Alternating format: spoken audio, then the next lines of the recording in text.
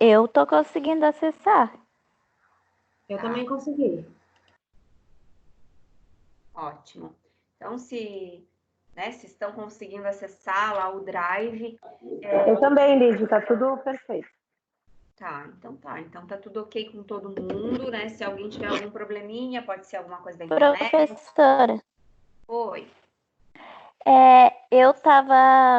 eu fui pegar o arquivo lá do Drive, aí só que eu acho que eu enviei para a professora pelo Drive também. Só que aí eu já mandei a atividade pelo AVA, só para a professora ficar sabendo. Tá, tranquilo, mas lá no Drive eu acabo nem olhando, né, as atividades. Até eu acho que eu mandei essa mensagem para vocês, ou avisei, né, para tomar cuidado para não enviar pelo Drive, porque eu acabava não olhando aquilo lá de atividade, né? Eu sempre vou ou no e-mail, quando é para vocês enviarem por e-mail, ou pelo AVA. Mas tranquilo, se tu já enviou pelo AVA, tá, Thaísa? Thaísa, né? Tá bom. É, Tá separada hoje? Cadê a. É tu que assiste a aula com a Ana Gabriele, né? isso. É que hoje eu consegui acessar pelo meu celular.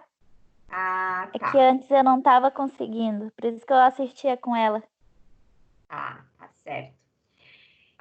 Pessoal, agora que a Thaísa falou da atividade, não sei se vocês observaram lá no AVA, né? Eu coloquei uma atividade, tá?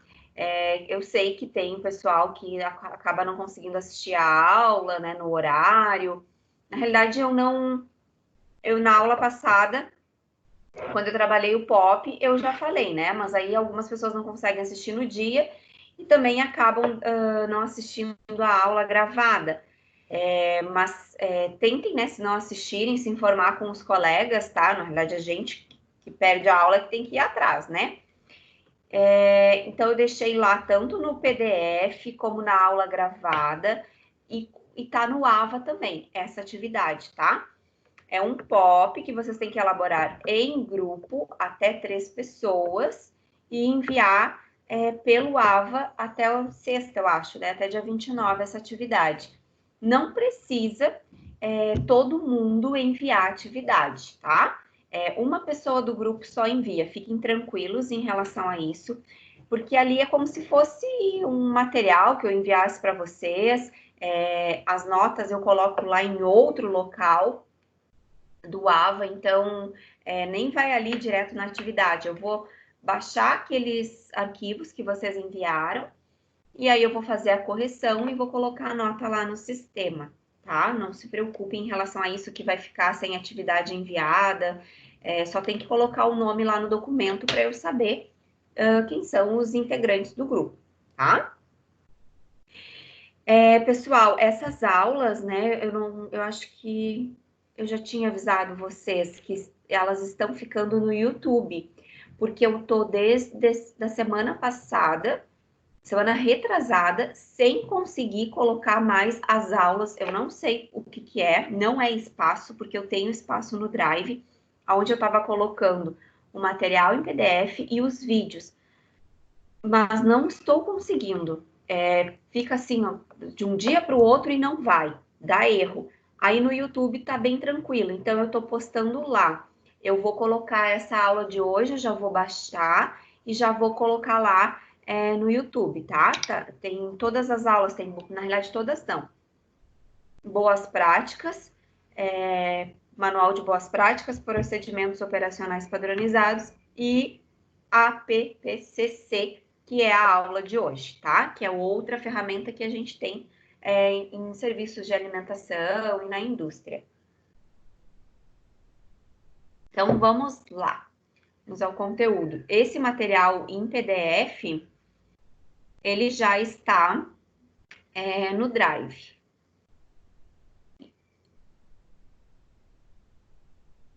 Então, essa aula eu já dei sexta-feira para a turma, para as outras fases da nutrição, né? Mas de qualquer forma, eu vou colocar a aula de hoje, a aula que eu estou trabalhando com a quinta, não, quintas, sétima e oitavas fases, tá? Eu vou colocar lá no YouTube, e aí todo mundo vai conseguir acessar, vai estar liberada essa aula para todas as pessoas. Então, pessoal, hoje o nosso assunto é análise de perigos e pontos críticos de controle. É mais um assunto bem teórico, na realidade a gente coloca, né, em prática nos estabelecimentos que trabalham com alimentos, mas ele trata dos documentos, né, das ferramentas que a gente tem para garantir a qualidade dos alimentos. Qualidade, falando em higiênico-sanitária, né, em segurança, segurança dos alimentos ou alimento seguro. Então, assim, lá na unidade 3 de vocês, fala de manual de boas práticas, depois procedimentos operacionais padronizados e APPCC, que é análise de perigos e pontos críticos de controle. Está junto, e na realidade não é junto, são ferramentas, tá? Vocês estão vendo o slide que tem uma pirâmide ou ainda tá na capa? Na pirâmide. A pirâmide? Tá. É que aquela hora eu saí para liberar alguém, achei que pudesse ter saído. Beleza. Então, assim, ó, eles estão juntos na mesma unidade. Na realidade, eles tratam todos, tá? De garantia da qualidade. A gente tem essas ferramentas mais na base da pirâmide, né, para garantir a excelência na produção de alimentos. Então, a base são ferramentas bem simples, né, que a gente tem. Primeiro tá ali o 5S, os 5 sensos, que é uma ferramenta que a gente aplica em qualquer tipo de serviço, né? Então, trata de organização, de utilização. Na realidade, não é focado na segurança do alimento, e sim na melhoria de produtos, de processos em geral.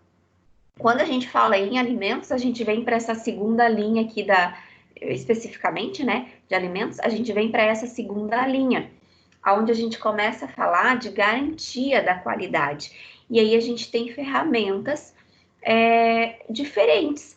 Mas quando eu falei para vocês de boas práticas e de procedimentos operacionais padronizados, a gente não comentou PPHO, que é esse termo que está aqui. Na realidade, a gente não estudou, porque aqui não está previsto.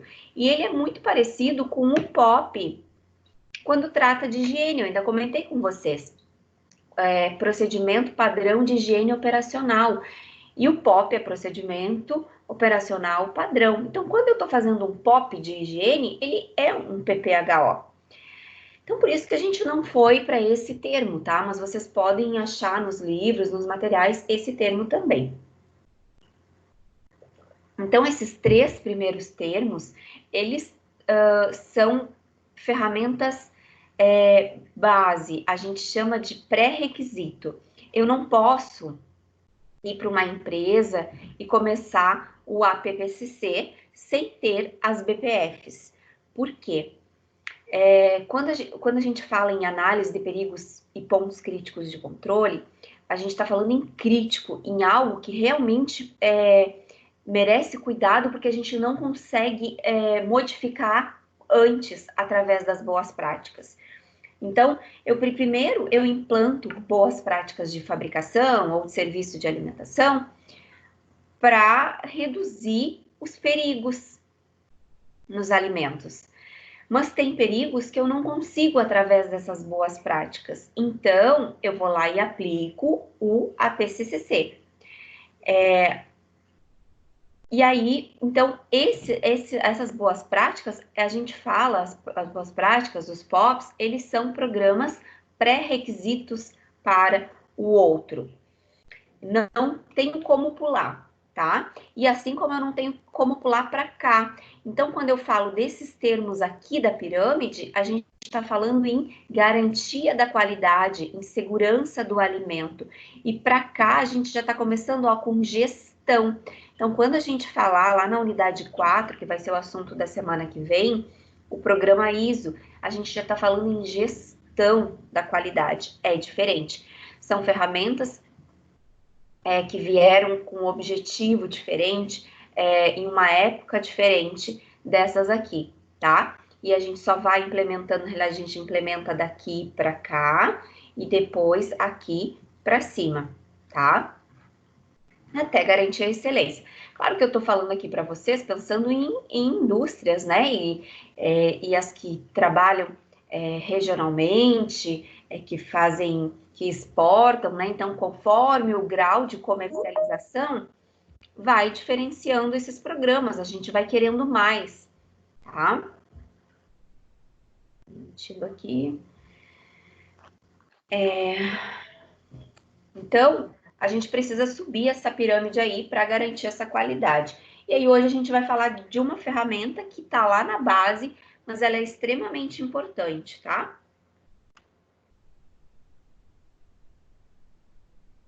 Essa ferramenta, pessoal, ela tem uma história. Na realidade, tudo na vida tem uma história, né? Nem nada começou assim, do nada. Então, ela tem um tempinho aí, né?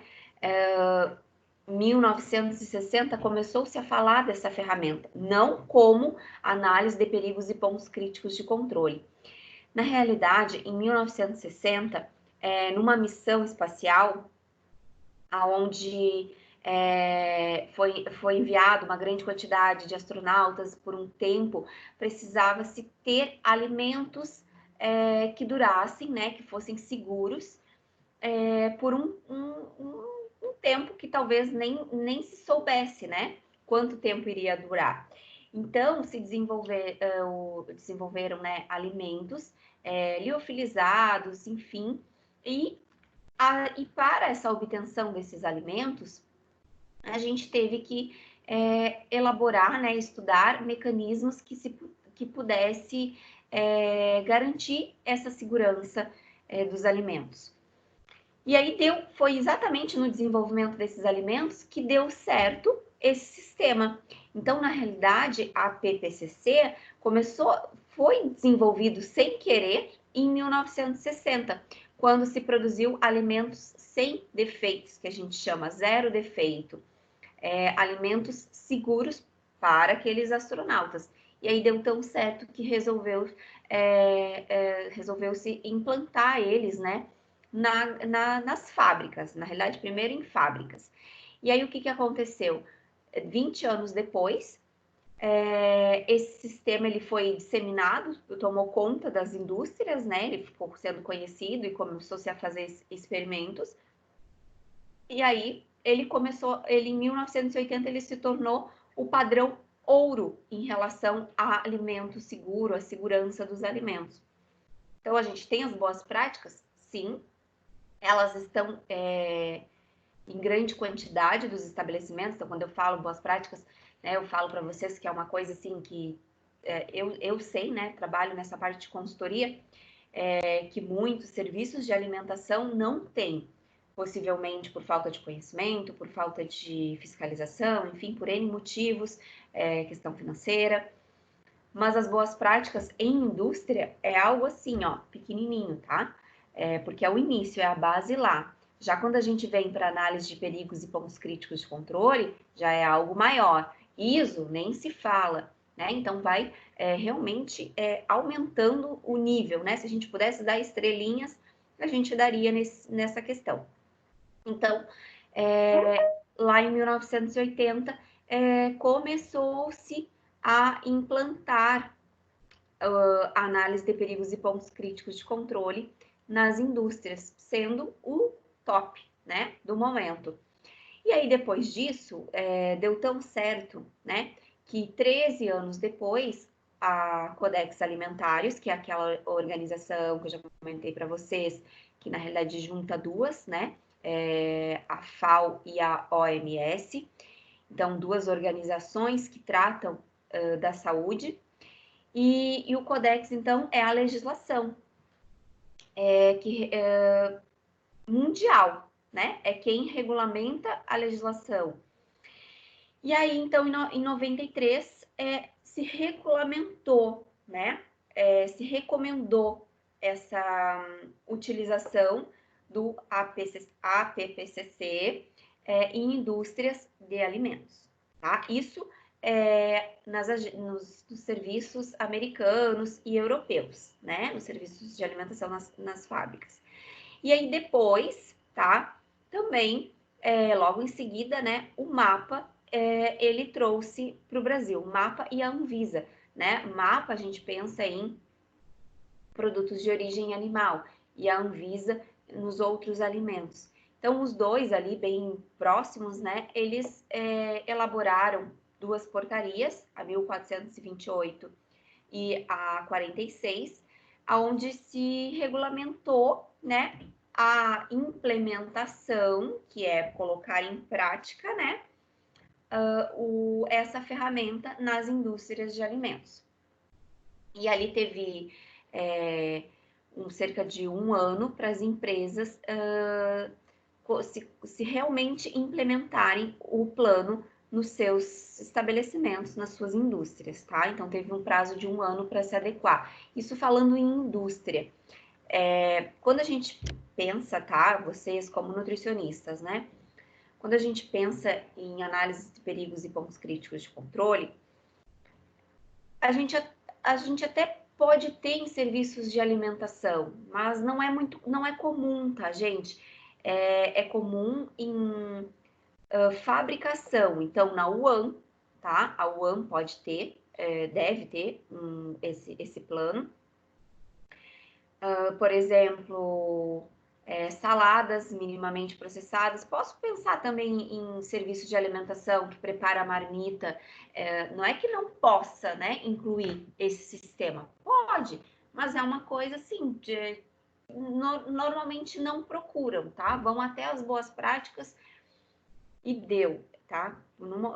Por enquanto, né, na época em que vivemos, é isso que a gente tem. Então, essas ferramentas, quando vocês ouvirem falar, né, se vocês forem trabalhar em UAM, ou como certamente farão estágio, né, quem já não está fazendo, possivelmente vai escutar esse termo, tá? Esse plano, que é para analisar perigos, né, que possam existir na produção de alimentos e, consequentemente, controle, análise de perigos e pontos críticos de controle. Então, pontos aonde esses perigos estão presentes, que eu não tenho, que eu tenho, né, na realidade, que controlar, que fazer algum mecanismo de controle. E se não for possível controlar, se não deu certo, eu tenho que ver uma solução para aquele controle ali, para que garanta essa segurança do alimento, tá? Então, faz o que aqui? A gente está em 2020, né? Uns 30 anos, né? 27 anos aqui, que o análise de perigos e pontos críticos de controle chegou ao Brasil.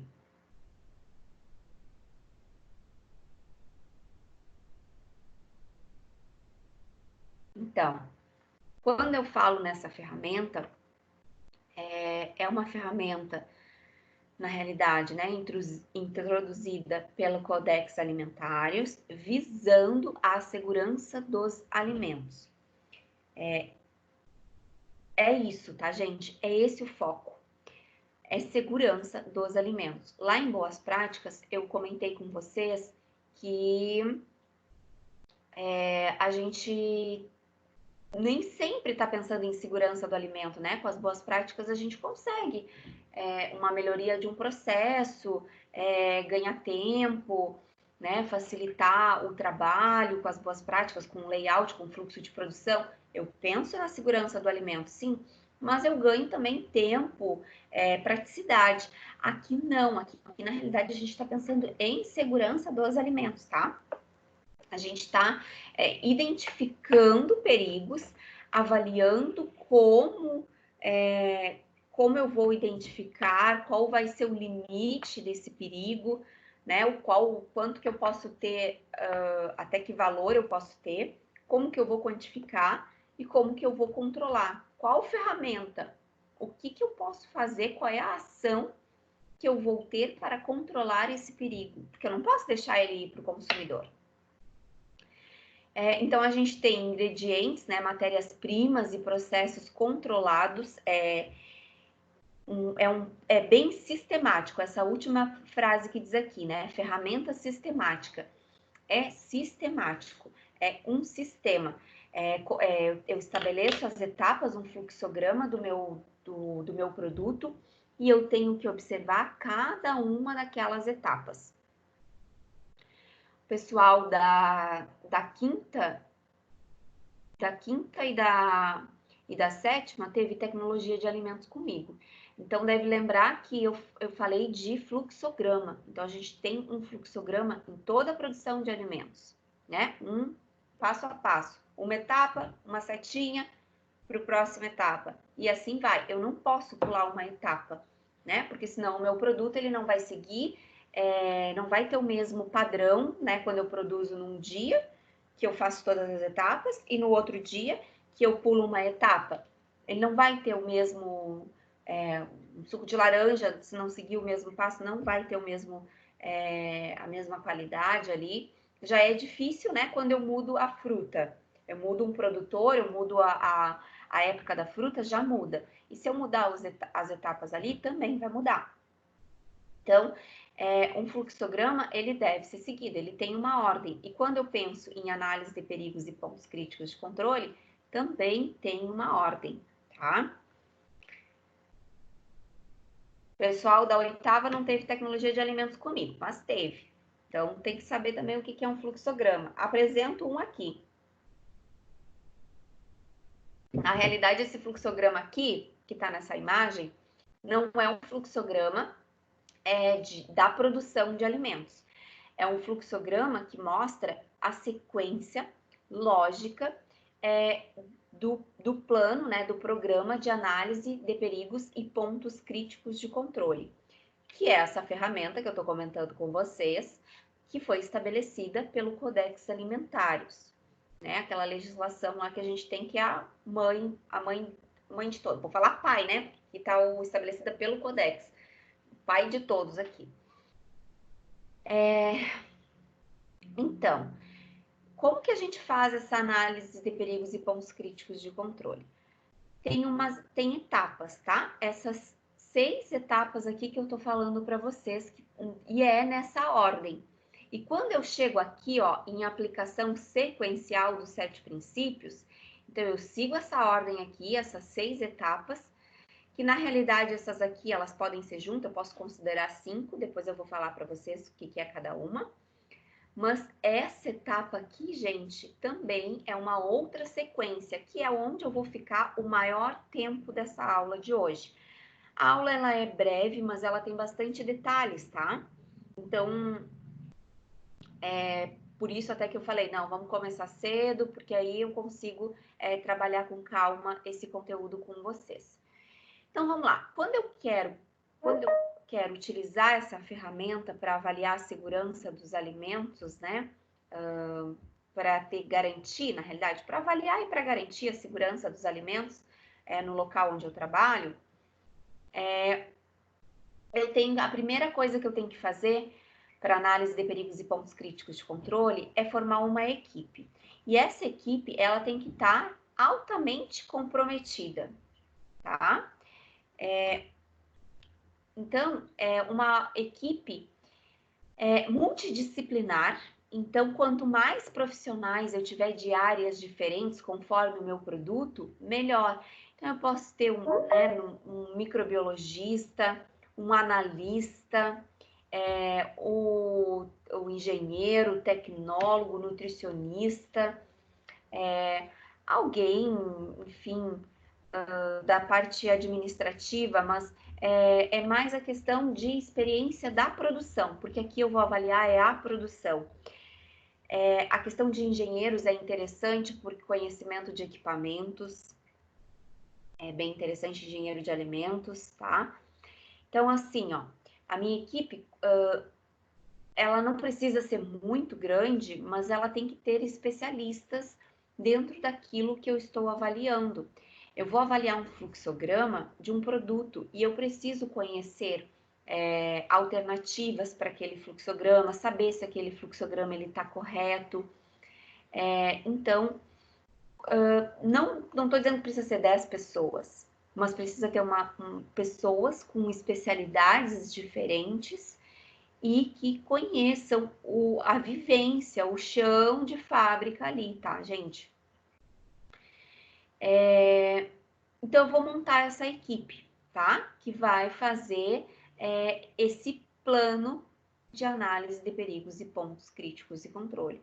Pode ser que uma pessoa monte lá de alguns produtos e outras vão avaliar, vão verificar, vão validar esse plano, né? Uma pessoa só pode montar, que nem o POP que eu falei para vocês elaborarem na atividade. O POP, alguém elabora, mas alguém valida e alguém autoriza aquele documento, né? Alguém revisa e alguém autoriza aquela implementação daquele documento.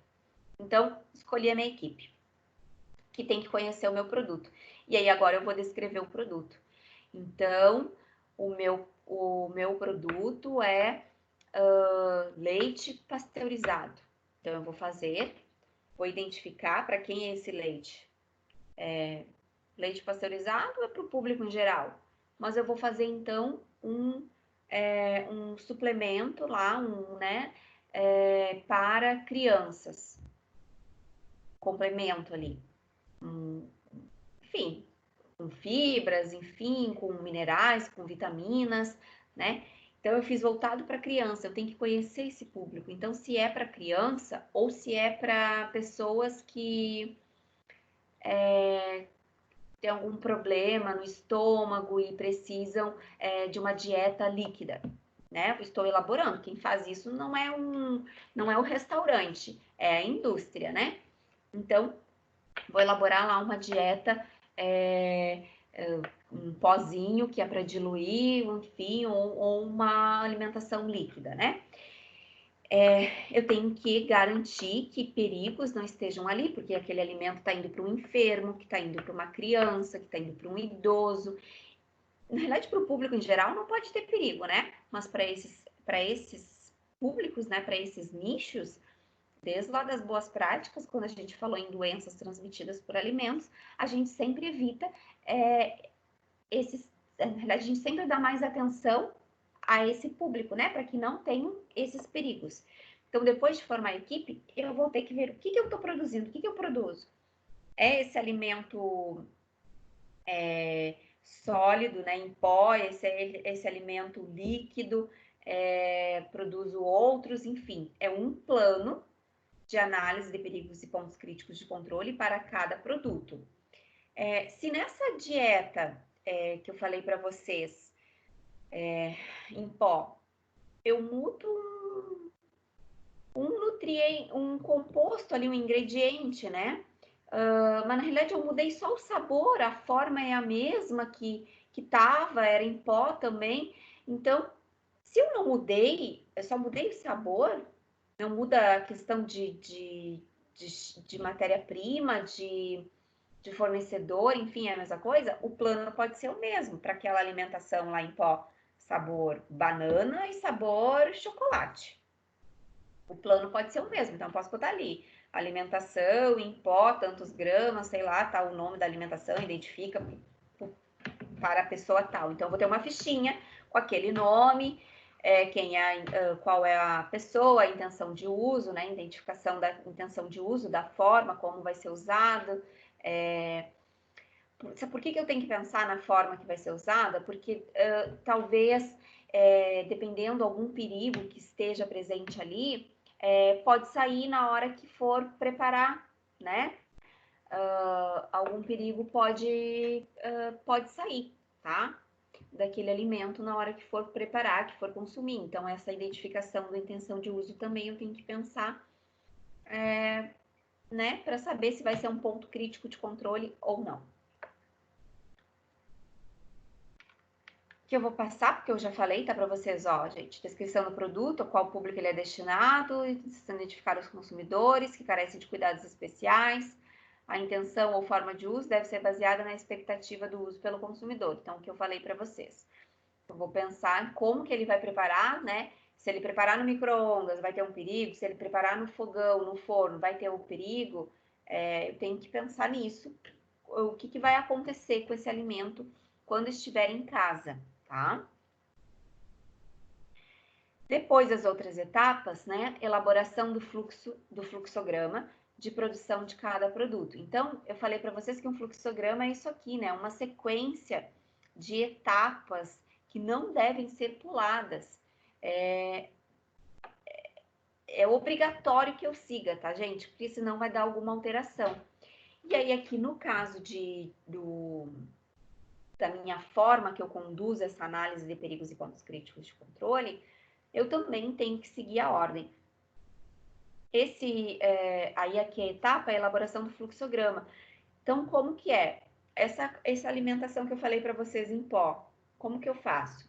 Eu recebo os vegetais, os produtos já em pó e faço uma mistura e depois eu envaso, ou eu recebo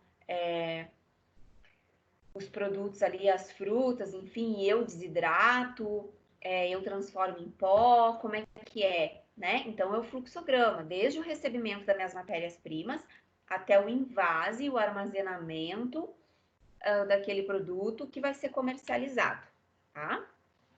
Claramente descritas. Então, recebimento das frutas, recebimento, assim, agora eu já estou até mudando, né? Estou montando um prato ali misto. Então, eu faço saladas que vão ser comercializadas, umas marmitas. Salada de frango.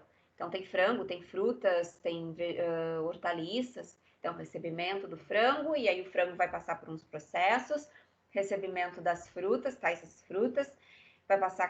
Vão todas passar pelo mesmo processo, né? Por exemplo.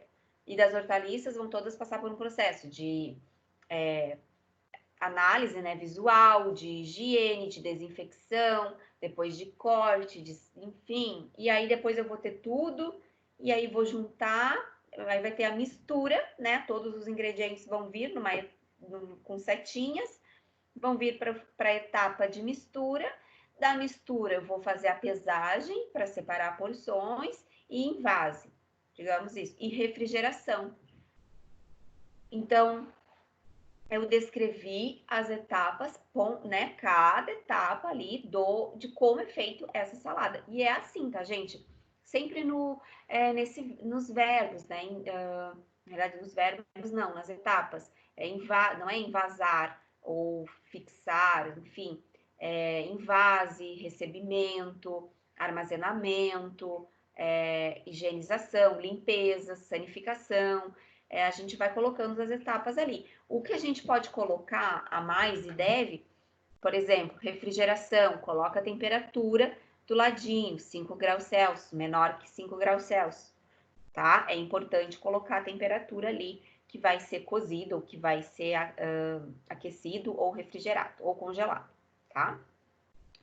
Depois que eu tenho esse fluxograma, eu vou validar esse fluxograma. Então, alguém, né, alguém dessa minha equipe vai verificar se aquele fluxograma é realmente o que está sendo feito lá na indústria. Por exemplo, esses das saladas, né? Vou seguir na salada ali. Eu fabrico saladas. Então, na realidade, eu já tenho as boas práticas. Lá no manual de boas práticas tem um fluxograma que deve ser o que está sendo feito na indústria. Então, eu tenho esse fluxograma já para fazer a minha análise de perigos e pontos críticos de controle. Mas eu vou validar, eu vou verificar se realmente quem está fabricando, quem está lá na linha, né, de fabricação, ele realmente está seguindo o fluxograma, porque tem que ser exatamente o que está lá no manual, tem que estar sendo feito na linha, e aí o que está sendo feito na linha vai ir para o plano de análise de perigos e pontos críticos de controle, tá? Então, é uma sequência. Ah, mas na indústria não tá, na fábrica não está sendo feita o que estava lá no manual. Então, eu vou ter que decidir. Aquilo que está sendo feito na indústria está correto? Tá, a gente só resolveu mudar.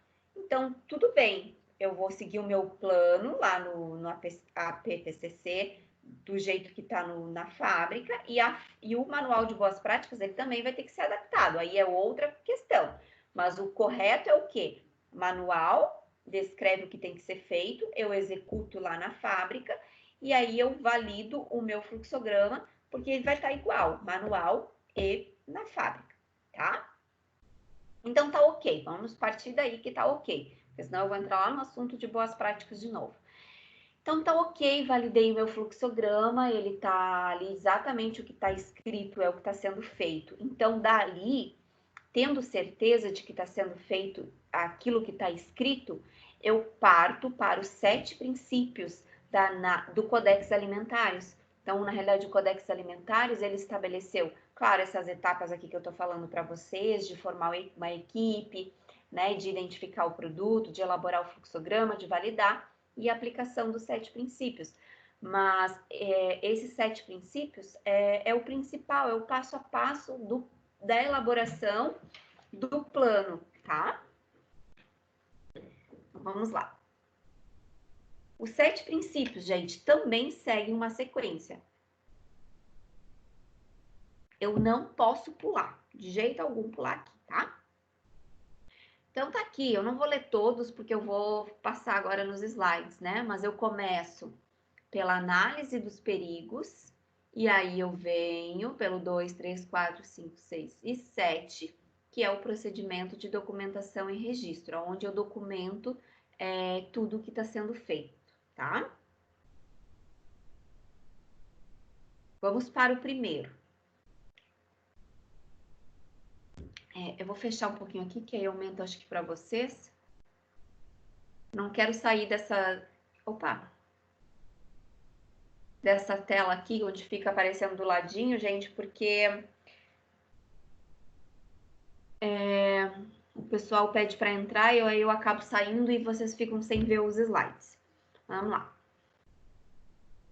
Então, o primeiro princípio, análise de perigos e medidas preventivas. Vocês lembram que eu falei para vocês lá no segundo dia de aula em perigos, né? Biológicos, químicos e físicos. Então, quando eu falo em APPCC, análise de perigos. Então, essa análise de perigos, gente, são esses perigos aqui que eu vou identificar se tem na produção de alimentos. Ela é uma etapa mais importante, realmente, porque se eu passar por algum desses perigos, deixar para lá, durante o meu fluxograma, eu não vou ter um ponto crítico de controle. Porque o ponto crítico de controle é quando há um perigo que eu preciso controlar, tá? Então, é a etapa aqui a principal, onde eu preciso identificar. E aí, retomando, a gente tem os perigos físicos, os químicos e os biológicos. Os físicos, né? Então, qualquer substância, qualquer material estranho que possa causar uma lesão, na realidade, não é só lesão, tá? A gente tem a parte do dano psicológico também. Se vocês enxergarem, forem num local e enxergarem uma barata na comida que vocês estiverem servindo lá no buffet, né? Vocês vão se sentir, alguns, né? Cada um vai reagir de um jeito. Um pode nem dar bola, só deixar de servir e ir para outro lugar, ou servir outro prato. Outros podem ficar enjoados, né? Nauseados.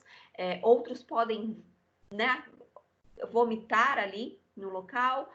Cada um pouco, um vai ficar lembrando disso durante uma semana, vai contar para todo mundo, o outro não vai dar bola, né? Então tem esse dano psicológico também, que vai variar, que na realidade não é uma coisa assim. Teve ali uma reação, né? Mas não teve algo diretamente, uma lesão, um sufocamento, um engasgue, né? Então, são materiais estranhos que a gente visualiza, que a gente enxerga a olho nu, que são fáceis de ser enxergado e que podem causar algum dano físico, né? A gente já falou isso da espinha, do prego, do esmalte, da aliança, da escama, do vidro, né? Da lâmpada que quebra, enfim, né? Uma semente, uma casca, né? Pode acontecer, um pedacinho de ferro, enfim. Coisinhas, né, que podem causar um dano ali. Os perigos químicos, que tem aqueles de ocorrência natural, né? Que são as micotoxinas produzidas, as toxinas de moluscos.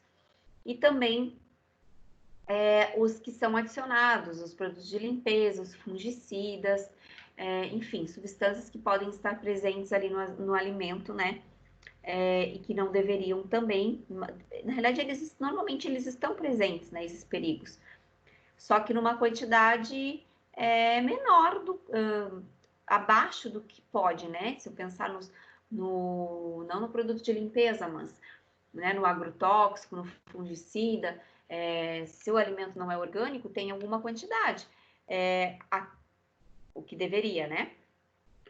Até o limite permitido. Se o pessoal lá da plantação, né, do cultivo, respeitou as boas práticas agrícolas, só utilizou a quantidade permitida. Não estou dizendo que a quantidade permitida é saudável para a gente, mas existe uma legislação para isso.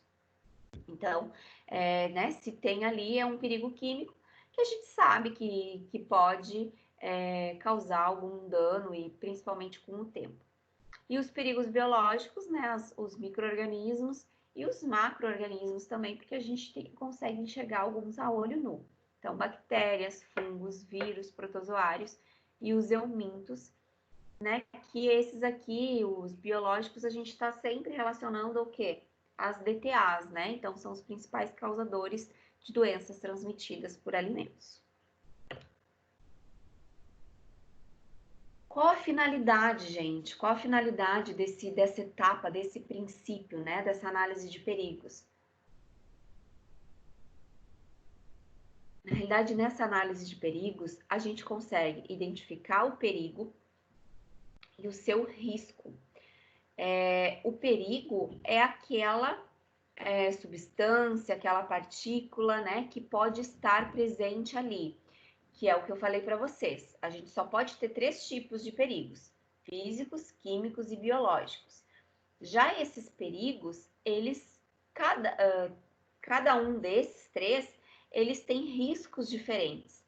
Eles têm riscos classificados de 1 a 6, tá? 5 ou 6. Agora eu vou ver na tabelinha ali, agora não lembro. Mas 5 ou 6. Então, 1 é o menor e vai indo para o maior em questão de risco mesmo.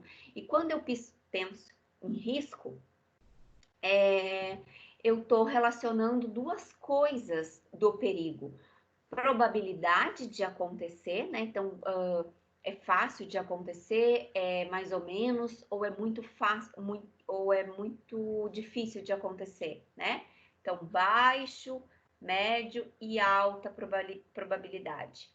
E severidade também. Severidade, né? Ela pode ter diferentes níveis. O que é a severidade?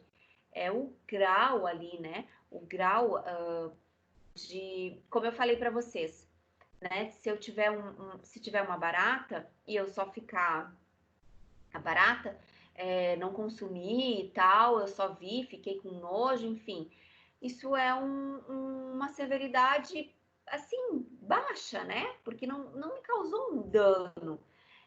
Mas se eu ingerir um pedaço, um parafuso, e me sufocar, né? Já é uma severidade alta.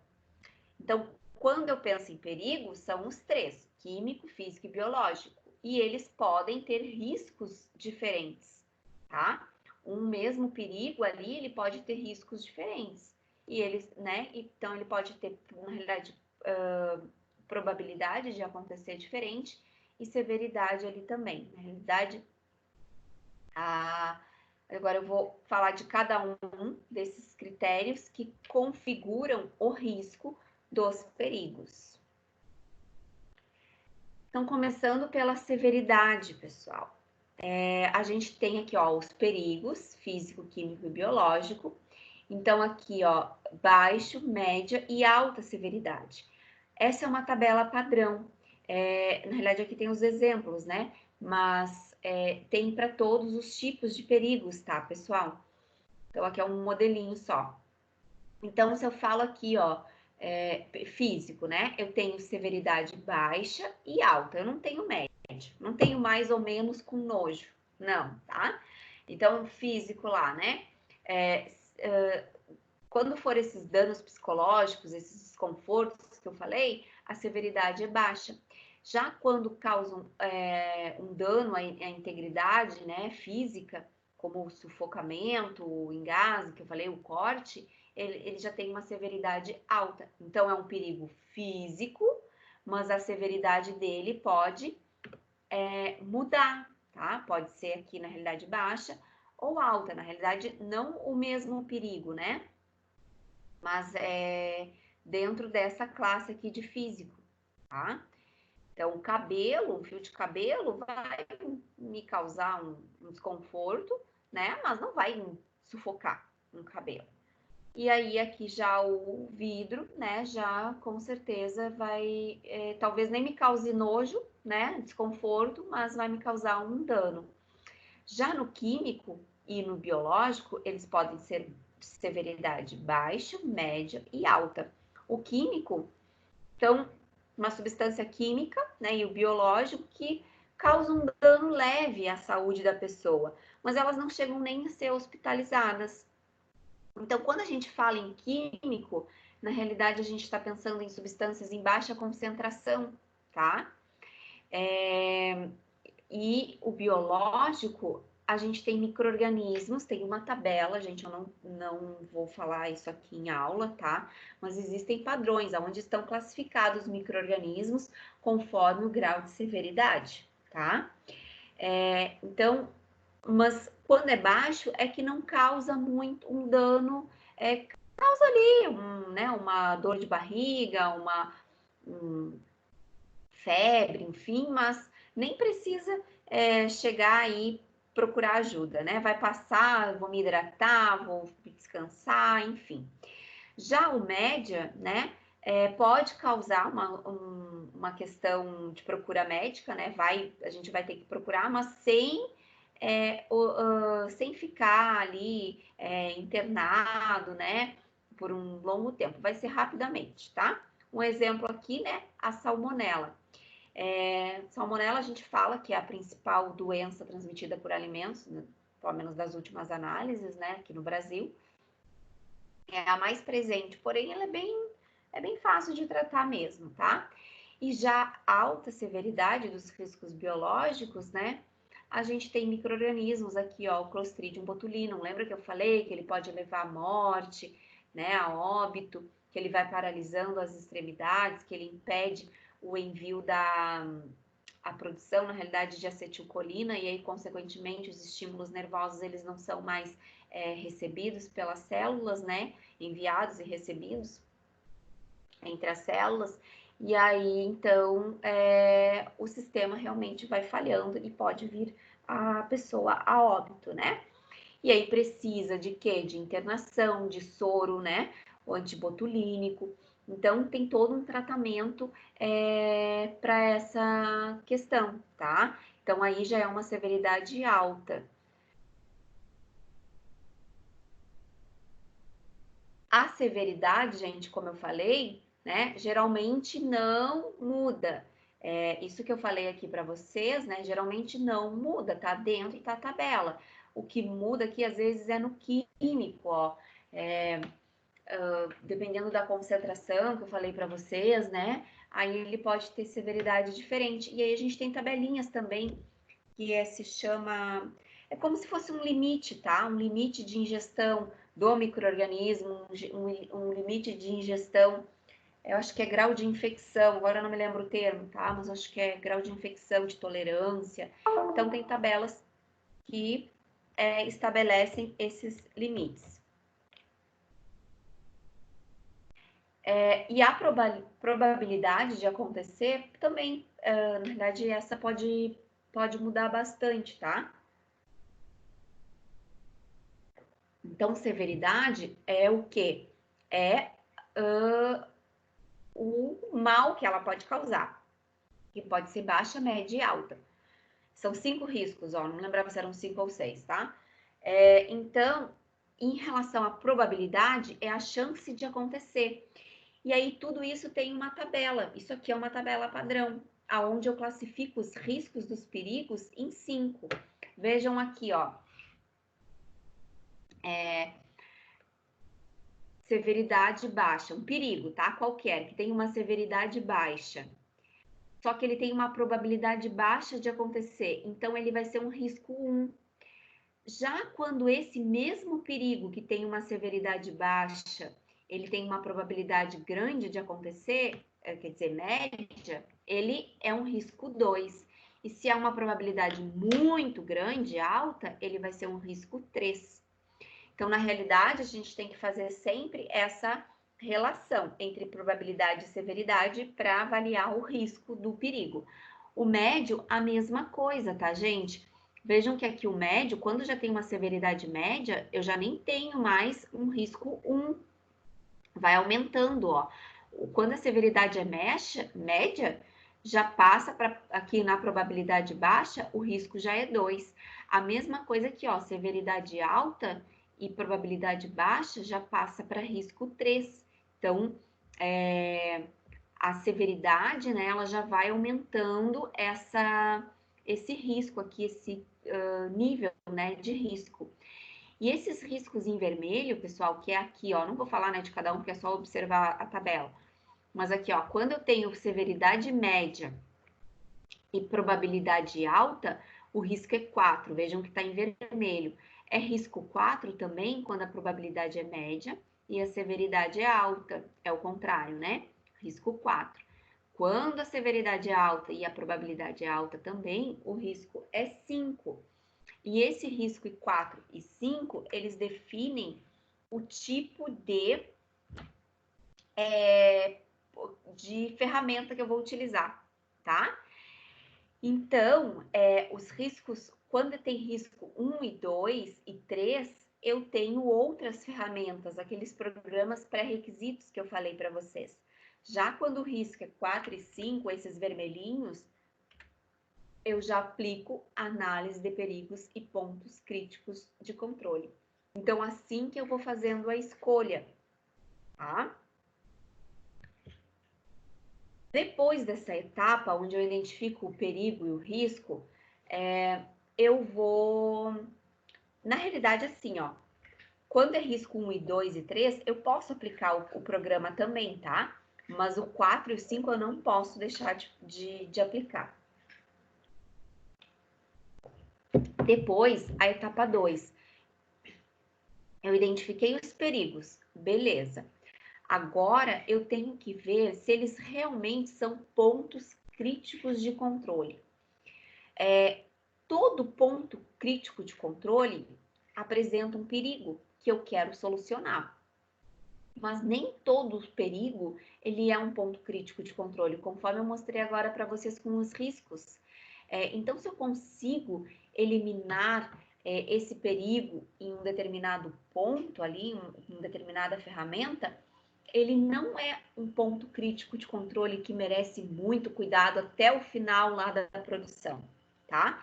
Então, eu descarto, eu não sigo mais o plano, tá?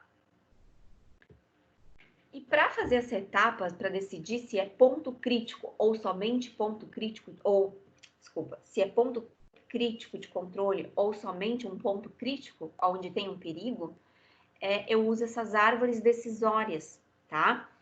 Então, é uma sequência de perguntas, tem árvores decisórias diferentes, aí a gente também tem as ferramentas disponíveis, e aí eu vou fazendo as perguntas, conforme aquele meu fluxograma, e pergunto, né?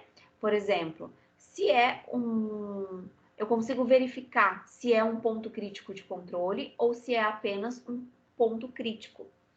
Então, por exemplo, se eu perguntar lá, eu consigo controlar aquele perigo, né? Que tá aqui, ó.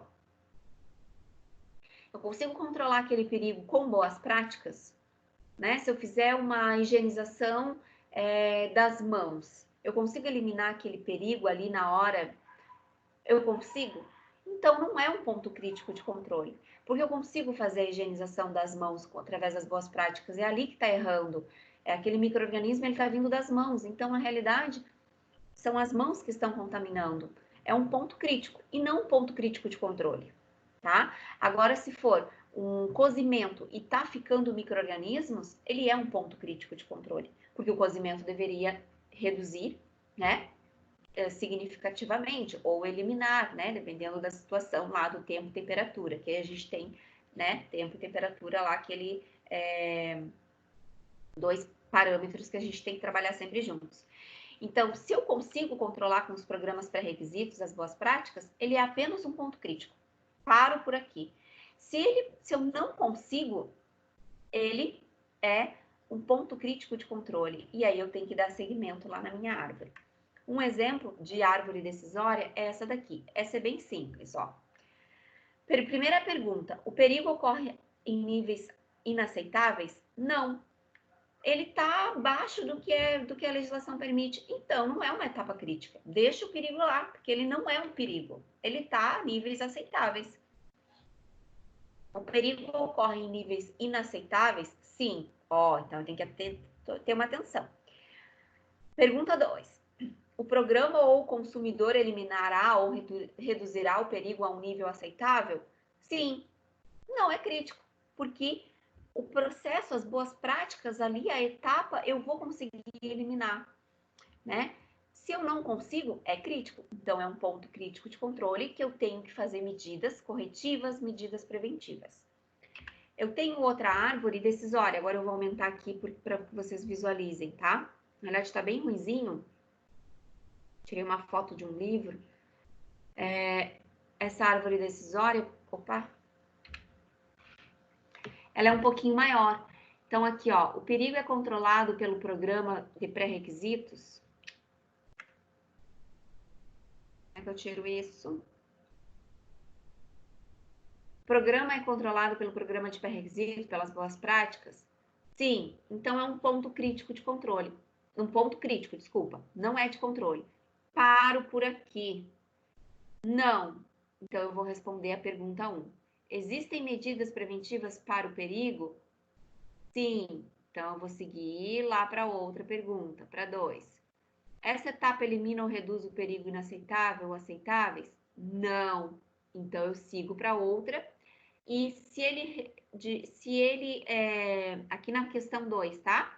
Se eu consigo, né, eliminar o perigo a níveis aceitáveis naquela etapa lá, ele não é um ponto crítico de controle, tá? Então, se ele consegue eliminar, ele não é um ponto crítico de controle. Se ele consegue eliminar, se ele não consegue, aí ele vai ser um ponto crítico de controle. Então, eu vou indo por essas árvores e elas vão me indicando. Isso aqui é padrão, independente se é para um laticínio, para um frigorífico, para preparo daquelas saladas que eu falei para vocês, independente, tá, gente? É uma árvore decisória padrão, isso vem montadinho para a gente fazer a nossa atividade. Tá aparecendo para vocês agora uma tabela? Tá? Não. Tá Pra aparecendo. mim, não. Tá. Tá aparecendo só tu. Eu vi que deu uma piscada aqui no Teams. Agora tá, né? Agora foi. Então, primeiro eu estabeleço os perigos, depois eu tenho que ver se ele realmente é um ponto crítico de controle.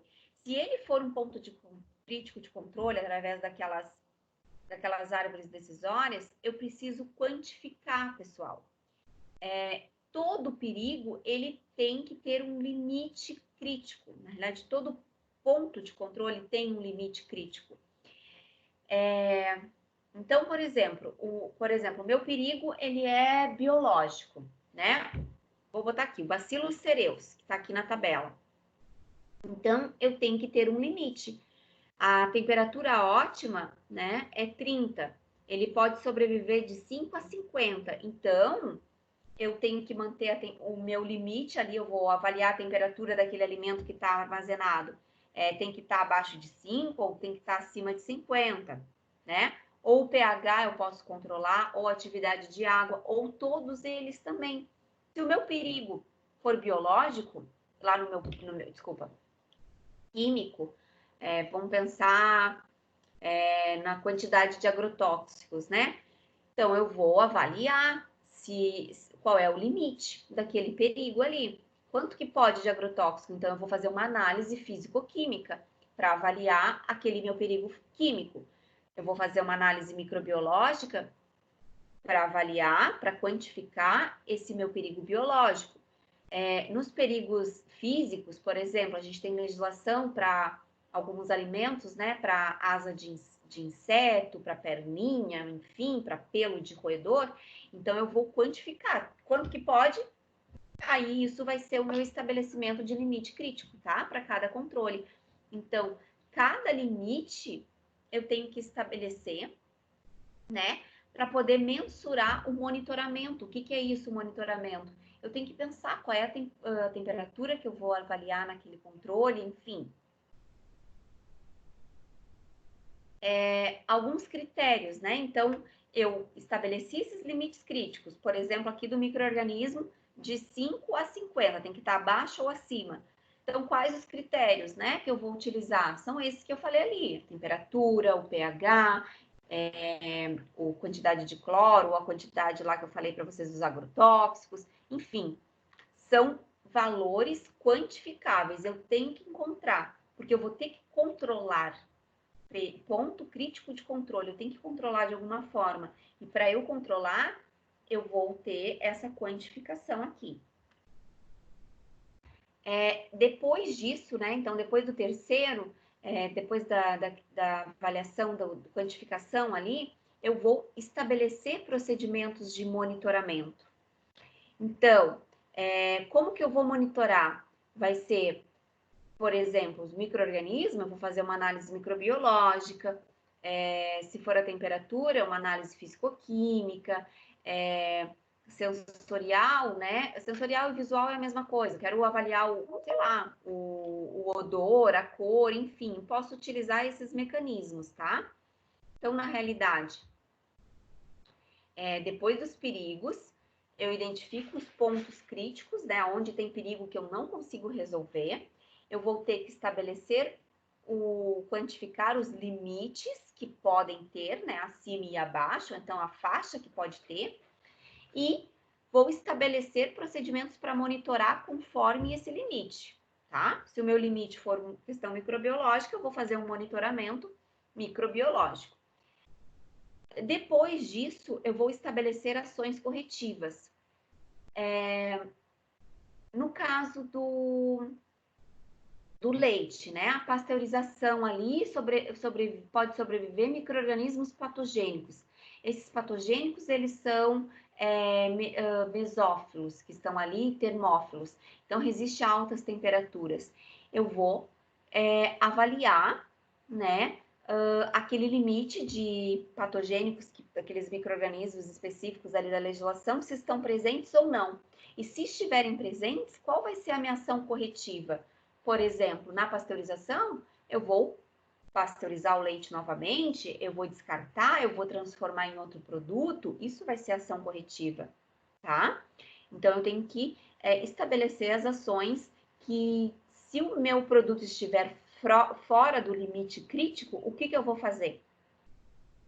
Isso tudo tem que vir descrito, tá, gente? Já tô finalizando aqui. O último passo, estabelecimento do procedimento de verificação.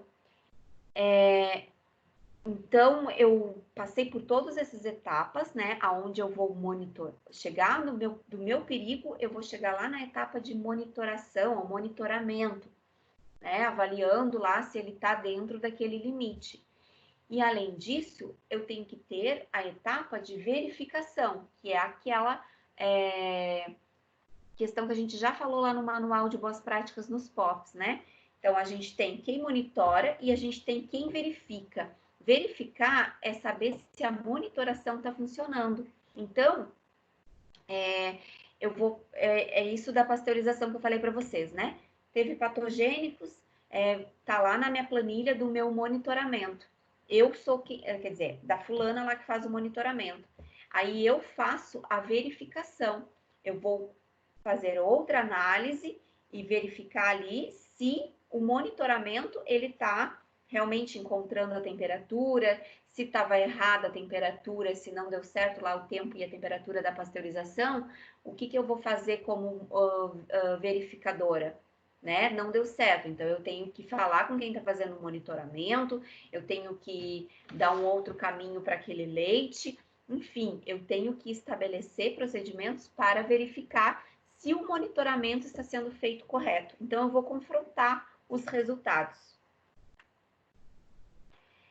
E por último, gente, o último princípio é estabelecer os procedimentos de registro. Então, a primeira coisa que eu falei para vocês, retomando, tá? Para a gente ir finalizando esse conteúdo. O que eu falei para vocês, eu tenho os programas pré-requisitos, as boas práticas, os procedimentos. Eles descrevem como deve acontecer a fabricação daqueles produtos. Então, esses descrevem os pré-requisitos. Na fábrica, deve acontecer o que diz nos pré-requisitos. E a análise de perigos e pontos críticos de controle vem para garantir que esses perigos eles não estão existindo. Mesmo com as boas práticas, perigos podem existir. Então, eu tenho que ter a análise desses perigos e os seus pontos críticos. O que são os pontos críticos? São aqueles pontos aonde eu vou monitorar a presença daquele perigo ou a sua ausência. E também vou estabelecer medidas de monitoramento, de correção e de verificação, caso nesse ponto crítico de controle. Né? Então, se tiver perigo, eu tenho que providenciar, né, uma correção, tá? E aí, então, isso que eu vou fazer de monitorar, de estabelecer os perigos, de monitorar, de corrigir, mesmo que existam as boas práticas, é o plano que eu vou escrever de análise de perigos e pontos críticos de controle. Depois de escrever esse plano, eu tenho que implantar, enraizar lá na indústria, na minha UAN, na minha unidade de alimentação e nutrição. Eu vou dar um start, um início, e eu vou começar a implementar. Implementar é quando realmente esses 7 princípios, todo esse passo, ele está acontecendo. Lá, né, periodicamente está sendo feita essa avaliação dos perigos, esse monitoramento, essa verificação. E eu tenho que ter os registros em planilha dessas questões que eu falei para vocês, do monitoramento, da verificação, ou monitoração também, tá? Tem enfim, a gente pode falar. E revisão, mudou. Por exemplo, lá no meu fluxograma, preparação de sorvete. Era uma fruta, uma polpa de fruta que eu utilizava. E agora eu estou fazendo um outro, vou mudar, eu vou utilizar a fruta. Então, eu vou revisar o meu plano, porque a minha fruta, eu vou ter questão de higienização, de moagem, enfim, né? Até transformar aquela fruta para ser inserida no meu sorvete. Então, não vai ser o mesmo plano. Eu mudei a matéria-prima, eu vou fazer uma revisão desse meu plano, ele não vai ser o mesmo, tá? Então, esse é o passo: implementar boas práticas, executar lá na fábrica e avaliar com análise de perigos e pontos críticos de controle, perigos que possam resistir às boas práticas. Aqui tem um modelinho, tá, gente, de planilha. Isso, na realidade, a gente tem modelos, mas a gente pode variar também. Mas onde eu vou estabelecendo, ó, ponto crítico de controle. Aonde que tem um ponto crítico de controle? Né? Qual é o perigo que está nesse ponto? Aqui está trocado, eu poderia botar o perigo antes, né? Mas eu posso botar aqui, ó, ponto crítico de controle, 1, né? Ou o nome da etapa lá, pasteurização, limpeza, sei lá. Qual o perigo que está, qual o limite que eu falei para vocês, tudo isso aqui são as etapas. O monitoramento, o que eu vou monitorar? É a quantidade de micro-organismos, é a temperatura do equipamento, como que eu vou monitorar? Qual a frequência? Quem vai fazer? Ações corretivas, os registros e a verificação. Aqui já tem um modelo, ó, um exemplo. Da pasteurização do leite fluido, né? Daquele leite lá líquido, seja de saquinho ou de caixinha, na realidade, pasteurização, né? Então, o ponto crítico de controle nessa etapa de pasteurização. Qual é o perigo que eles encontraram? Sobrevivência de micro-organismos patogênicos. Eles podem resistir à pasteurização. A medida preventiva é a adoção de temperatura, né, do binômio temperatura e tempo. Então, tipo, a temperatura mais alta, eu consigo diminuir o tempo. Enfim, qual o limite crítico, né? Qual o mínimo que tem que ter na pasteurização? 72 graus Celsius por 15 minutos, nesse caso. Na realidade, as medidas aqui eles botaram duas, ó. Monitoramento, né? Monitoração. O quê? O que eu vou monitorar? O tempo e a temperatura do pasteurizador, como instrumento de controle, quando contínuo, encarregado da pasteurização. Ação corretiva. Então, se tiver esse leite, ainda tiver micro-organismos patogênicos, o que eu vou fazer? Está lá na indústria, né? Não saiu para a rua. Eu vou reprocessar. Ação corretiva. Vou ter que ajustar o meu tempo e a temperatura lá do pasteurizador, porque não está correto. Tem que calibrar o equipamento, enfim. Registros. Os mapas, né, de pasteurização, os leites que foram, enfim, os registros de entrada, planilhas de controle, verificação, programa de coleta de amostra para análise. Então, eu vou verificar se realmente está funcionando esse monitoramento aí da temperatura. Se tiver micro-organismos, é porque essa temperatura ela não está sendo realmente controlada, tá? Então, e ainda também calibração dos equipamentos, verificar se está sendo feita essa calibração para garantir que esse perigo aqui ele não esteja acontecendo. Resumindo, né, falando do pasteurizador, gente, sem a análise de perigos e pontos críticos de controle, não adianta, né, chorar pelo leite derramado, tá? Porque depois que o perigo tá lá na mesa do consumidor, um exemplo, o caso do todinho que aconteceu, né, das caixinhas lá do, eu acho que era todinho, agora eu não me lembro, mas acho que era. Tô até falando marca aqui, essa aula vai pro YouTube, né, não dá nada. Um achocolatado lá líquido foi para o mercado e queimou, né, a garganta, cavidade oral das crianças, das pessoas que consumiram aqueles alimentos. Então, o ponto crítico de controle ali era a higienização daquelas caixas e conferir, né, nem que seja visualmente, se aquele enxágue foi adequado antes do invase e não ir direto para uma máquina. Então, precisa ter um controle antes daquele invase para verificar se realmente aquele sanitizante que foi utilizado, se eu não me engano era soda, foi realmente tirado, foi retirado o excesso, né? Então, ali era um ponto crítico de controle, a higienização, a desinfecção, a sanitização das embalagens antes do invase. Depois que acontece, queimadura nesse caso, né? Um dano físico, enfim, ou até o óbito, como a gente já comentou, tá? Então, precisa, né, ter esse caminho que eu falei para vocês. Boas práticas, execução e análise de perigos e pontos críticos de controle e outras ferramentas que a gente vai ver sobre gestão. Até aqui eu falei garantia da qualidade. Eu estou garantindo, né? E agora a gente vai começar a ver gestão, que é a ISO, na unidade 4, inspeção e responsabilidade técnica. Na realidade, são pequenos assuntos que eu vou conseguir terminar com vocês, acredito que na aula que vem, ou então em mais 2 aulas, tá? Eu termino essa unidade, no máximo ali em dois dias, eu termino essa aula da unidade 4 com vocês, porque ela realmente é bem simples, é mais uma conversa mesmo que eu vou ter com vocês. Pessoal, em relação a essa aula, eu vou deixar esse material aqui também, tá? Deixo como sugestão para vocês lerem, tá? É um artigo onde fala sobre o programa, né? De análise de perigos e pontos críticos de controle na produção de refeições industriais, porque aí entra bem a área de vocês vão visualizar o programa inserido no Mauan, tá? E também tem um outro material que eu não coloquei. Depois eu mando para vocês, não tá aqui, tá?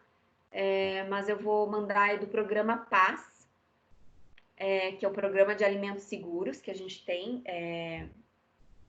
nacional, tá? É bem interessante, tanto para boas práticas como para análise de perigos e pontos críticos de controle. Mas em relação a essa ferramenta que eu tinha para falar, última, né, de garantia da qualidade, é isso. Algum questionamento, alguma dúvida sobre essa aula? Dei uma acelerada agora por causa do horário.